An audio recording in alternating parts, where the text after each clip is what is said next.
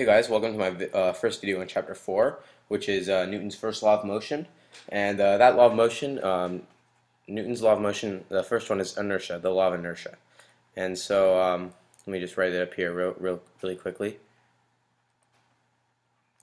Newton's first law of motion. Inertia. Okay, but before we go into inertia and what inertia is, we're going to cover the quick sub-chapters right here, like 4.1, which, let me flip to my 4.1. It deals with Aristotle, okay, and Aristotle was just the foremost scientist of centuries ago, and he talked about two things dealing with motion: natural motion and violent motion. Natural motion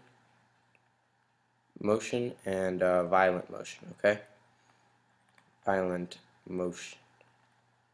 Okay, and basically what he said about those was that natural motion, objects want to find their natural resting point, okay? So let's say I have a boulder on a cliff and I push it over the edge. It wants to fall because its natural resting point is down here on the ground. The force that makes it fall is, of course, gravity. So they say that the act of this boulder falling off the cliff is natural motion because it's finding its natural resting spot. Now if we look at violent motion, we talk about imposed force. And when we say force, it's important. Force is a push or a pull, okay? A push or a pull. So now we have this natural pull down. Gravity's pulling this boulder down. It's natural because it's finding its natural resting spot down here. Now if we talk about imposed motion, let's say I have a boulder now here at its resting point, it's in its natural resting position, and I come along and I start pushing it. Right here, I start pushing it, okay?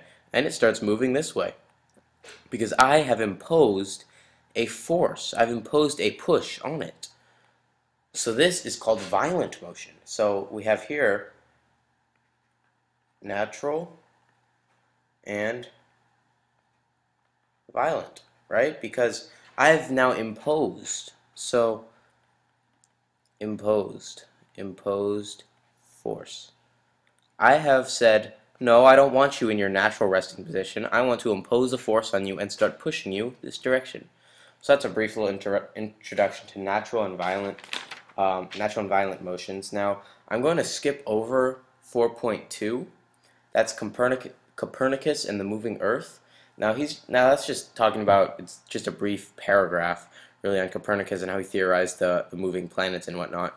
So you can read that by yourself, and it's really not hard to grasp. So I'm not going to waste my video time on that, although it would be nice to read for you guys. Now we're going to dive right into 4.3. Not sure how far we're going to get into chapter 4 in this video, but there will always be a part 2. 4.3 is Galileo. Galileo on motion. Galileo on motion. And Galileo, what he does and what is mentioned in this chapter is key to knowing the rest of motion. No matter how advanced you get in physics, this is very key. So he starts with the two bold terms after the first paragraph. Force, push or pull. We already defined that, right? You guys know that now. Push, pull. But then he goes into, the author goes into friction. Okay, friction. I'm sure you guys kind of know a little bit what friction is, but it's the force between objects in contact, okay? Objects in contact, right? So that means that if I have my hand and I start trying to move it, slide it across my table like I am now, you can't see that obviously, but the reason that I have to keep adding a force on my hand is because friction is opposing it, the friction between my hand and the table. If you roll a ball, it's not going to continue forever because friction between the ground and the ball is opposing that, so eventually it will come to a stop. Force will make its velocity zero. The friction force will make its velocity zero. So that's very key to know. And now the best sentence in this entire section is right there, the last sentence of the second paragraph. If friction were absent, a moving object would need no force whatever to remain in motion. I think it should be whatsoever, not no force whatsoever to remain in motion. So that means that, okay, let's say I roll a ball here. Let's say I have a ball rolling.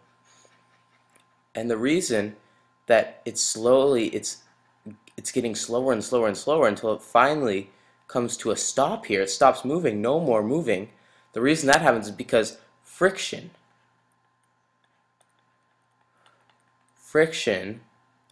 between the ball and the ground. Okay, it's very simple. The friction between the ball and the ground brings it to a stop. But if there was no friction, this is what Galileo was saying, if there was no friction, the ball would roll forever. Okay? If there's no outside force, the ball would just keep going. It wouldn't accelerate because no one's giving it an extra push, but it wouldn't stop. It would just keep going. And I think that's fascinating. So that really brings us into inertia, which we'll move on to after I look at some other key sentences here. Up at the top of page 45, he says, he stated that if friction were entirely absent, a ball moving horizontally would move forever. And that's, again, forever. Okay, we just kind of talked about that. Forever, right?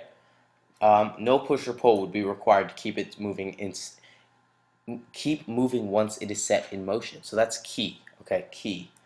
And now that's that. Okay, now we're gonna move on to 4.4, which is Newton's law of inertia. And basically, I'm gonna give you a quick definition of it.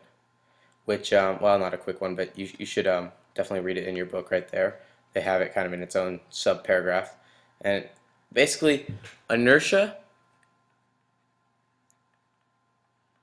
is the tendency for objects to keep doing what they're doing. Crudely enough, keep doing what they are doing. Okay, so a ball rolling, inertia. The law of inertia says that a rolling ball on the ground wants to stay in motion, which is why you need a force to stop it from its motion. You need a force. So this ball has inertia. If this ball is rolling, it has inertia. Inertia, right? Because you need a force. You need a force this way to stop it because it wants to keep rolling. It really wants to keep rolling because it has mass. It has inertia. So if I am a person here and I don't want it to keep rolling, I'll just put my foot in front of it. It'll stop rolling. And there we go. Okay? And now it's at rest. Now the ball's at rest. It's not going to start moving if it's not on an inclined plane. If it's just in a flat ground, it's not going to keep moving again. It's not going to start moving again because it has inertia. It wants to stay at rest. So inertia, objects at rest want to stay at rest. Okay, stay at rest, and then motion want to stay in motion, right? Want to stay. Wow, that was weird. Stay. Sorry about that. Stay in motion. Okay. So that's basically inertia. And now we look at some of the key sentences. Top of page 47. Objects in a state of rest tend to remain at rest. Only a force will change that state, which is what we looked at here. If I come up and give this ball a big kick, okay, it'll fly off in this direction. I have now sent it in motion with a force. It had inertia, but my force overcame that inertia and sent it flying. Okay? And then again, we see that in the absence of forces, a moving object tends to move in a straight line indefinitely. Toss an object from a space station located in the vacuum of outer space, and the object will move forever. It will move by virtue of its own inertia. So when a ball is flying through the air, the force that counteracts its inertia, the force that brings it to rest, is air resistance. But in space, there's no air resistance because there's no air. So if I throw a ball in space, it'll go forever. Forever. No stopping because there's no force opposing its inertia. Okay, I just think that's fascinating. So this goes this deep into astronomy. This can go. So just if you're up in a space station and you toss a coin, it'll go on forever because there's no force opposing its inertia. Forces oppose inertia. Okay, and I'll see you guys in part 2 of chapter 4, where we delve deeper into Newton on motion.